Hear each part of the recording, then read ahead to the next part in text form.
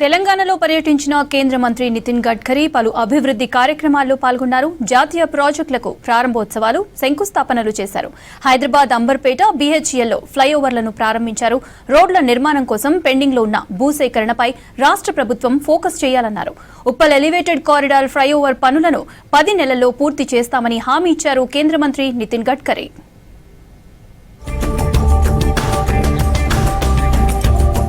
National హైవేలు ఫ్లైఓవర్లకు సంబంధించి pending లో ఉన్న భూసేకరణపై రాష్ట్ర ప్రభుత్వం ఫోకస్ చేయాలన్నారు కేంద్ర మంత్రి Nitin Gadkari. Uppal Narapalli elevated corridor flyover works సరిగ్గా జరగట్లేదన్నారు. సమస్యకు పరిష్కారం కనుగొన్నామని, పనులు వేగంగా జరిగేలా కొత్త కాంట్రాక్టర్ను మార్చామన్నారు. 10 నెలల్లో ఉప్పల్ ఫ్లైఓవర్ పూర్తి చేస్తామని హామీ ఇచ్చారు. సిఎన్జి ఎలక్ట్రిక్ వాహనాలను ప్రోత్సహించాలని రాష్ట్ర మంత్రులను కోరారు గడ్కరీ. డీజిల్, పెట్రోల్ వాహనాలను తగ్గించాలన్నారు. पर किशन रेड्डी जी, कोमती जी मेरे पास आए और हमने एक सोल्यूशन निकाल लिया है और बाजू वाले फ्लाईओवर को ही, फ्लाईओवर का काम जिन्होंने किया है उसी कॉन्ट्रैक्टर के द्वारा काम की शुरुआत हुई है और मैं आपको विश्वास देता हूँ कि आने वाले 8-10 महीने के अंदर ये काम निश्चित रूप से पूरा होगा, ऐसा आप सबको विश्वास दिलाता हूँ. సంగారెడ్డి జిల్లా బీహెచ్ఈఎల్ చౌరస్తా ఫ్లైఓవర్ ను ప్రారంభించి ప్రజలకు అంకితం చేశారు కేంద్ర మంత్రి గడ్కరీ. అనంతరం హైదరాబాద్ అంబర్పేట ఫ్లైఓవర్ ను ప్రారంభించారు. కార్యక్రమంలో కేంద్ర మంత్రి కిషన్ రెడ్డి, రాష్ట్ర మంత్రులు కోమటిరెడ్డి వెంకటరెడ్డి, కొండా సురేఖ, దామోదర రాజనరసింహ, ఎంపీ రఘునందన్, ఎమ్మెల్యేలు పాల్గొన్నారు. జీహెచ్ఎంసీ గ్రౌండ్స్ లో ఏర్పాటు చేసిన సభా వేదికగా 2200 కోట్ల వ్యయంతో 15 పనులకు వర్చువల్ గా శంకుస్థాపన, మరో 6 పనులను ప్రారంభోత్సవం చేశారు గడ్కరీ. 1.25 लाख करोड़ के काम कुछ पूरे हुए, कुछ चल रहे हैं और मैं आपको विश्वास दिलाना चाहता हूं कि आने वाले 2-3 साल में और 2 लाख करोड़ के काम हम शुरू करेंगे और कुछ कामों को पूरा करने की कोशिश करेंगे, ऐसा वचन मैं आप सबको देता हूं. తెలంగాణ అభివృద్ధికి కట్టుబడి ఉన్నామన్నారు కేంద్ర మంత్రి నితిన్ గడ్కరీ. ఆసిఫాబాద్ జిల్లా సిర్పూర్ కాగజ్ నగర్ లో రోడ్ల ప్రారంభోత్సవంలో గడ్కరీ పాల్గొన్నారు. ప్రతి పేదవారికి సంక్షేమ పథకాలు అందించడమే లక్ష్యంగా మోదీ సర్కార్ పనిచేస్తోందన్నారు. ఆర్ఎస్ఎస్ లో పనిచేసే టైంలో ఆదివాసీలతో కలిసి పనిచేశానన్నారు. తెలంగాణలో నీటి సరస్సులను గుర్తిస్తే అభివృద్ధి చేస్తామన్నారు.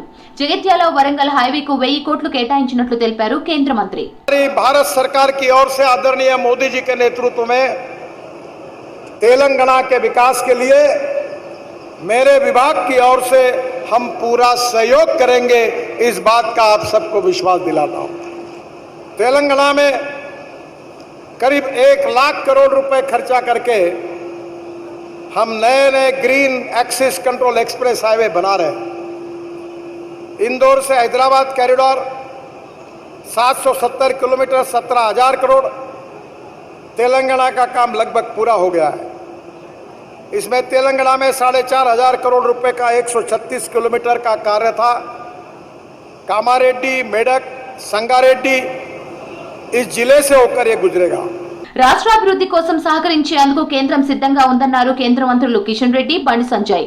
రాజీవ్ రహదారిని జాతీయ రహదారి చేసేందుకు కేంద్రం రెడీగా ఉందన్నారు. గత పాలకులు ఆదిలాబాద్ పై వివక్ష చూపించారని ఆరోపించారు. ఎన్నికల సమయంలో మాత్రమే రాజకీయాలు చేయాలన్నారు. రాష్ట్రాభివృద్ధి కోసం అందరం కలిసి పనిచేయాల్సిన అవసరం ఉందన్నారు కేంద్ర మంత్రులు. మన తెలంగాణ రాష్ట్రంలో కూడా 33 జిల్లాలుంటే ముందుగా 10 జిల్లాలు ఉండేది. దానిని 33 జిల్లాలుగా పెంచుకోవడం జరిగింది. ఆ 33 జిల్లాలలో కూడా 32 జిల్లాలతో జాతీయ రహదారులతో మరి నరేంద్ర మోడీ గారి నాయకత్వంలో నితిన్ గడ్కరీ గారు అనుసంధానం చేసినటువంటి విషయాన్ని ఈ సందర్భంగా మనవి చేస్తా ఉన్నాను. ఈరోజు తెలంగాణలో 5,000కు మించి జాతీయ రహదారులు ఈరోజు మరి నిర్మాణం చేసుకొని మనం ముందుకెళ్తున్నటువంటి విషయాన్ని ఈ సందర్భంగా మనవి చేస్తున్నాను.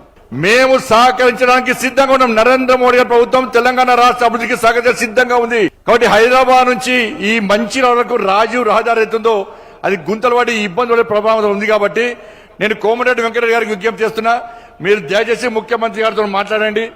ఆ కాంట్రాక్టర్ యొక్క సమస్యను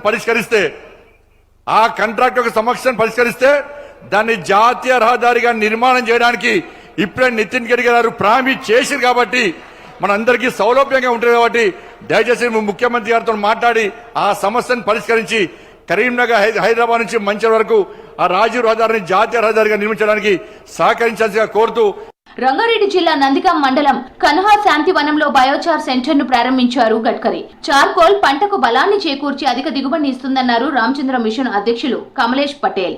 రైతులకు బయో చార్కోల్ ను తయారు చేయడంపై సెంటర్లో శిక్షణ ఇస్తామని వివరించారు.